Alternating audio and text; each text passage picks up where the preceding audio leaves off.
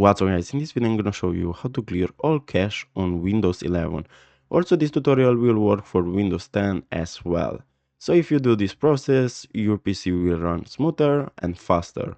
So the first thing that we have to do is to go to search bar, and here we're gonna search run, like so. Now we're gonna click on it, and as you can see a run window popped up.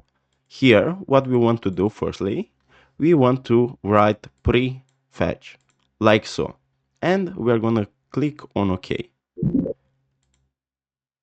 Now as you can see a folder appeared. So what we want to do now is to select all the files right here, like so, and we want to right click on them and delete. We're gonna skip 4 files that we can delete, like so. Then what we want to do is again open the run window, but now we're gonna write temp, like so. We're gonna click OK.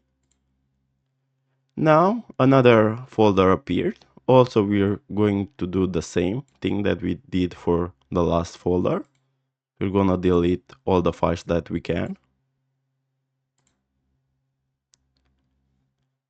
Next we're gonna write percentage temp percentage.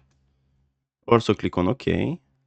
And from here we're gonna delete also the files in this folder. We want to check this box so all the files that we can't delete will be skipped.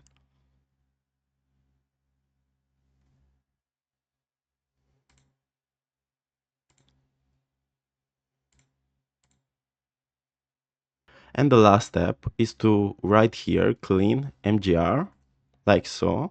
And now the disk cleanup pop up. So what we want to do now is to select our drive. For me is C. Then we're gonna click on OK. And here we want to check all the boxes that we can. And after we're gonna press OK. And now here we're gonna delete the files. So guys, this was the tutorial. Thanks for watching and don't forget to like and subscribe to the channel.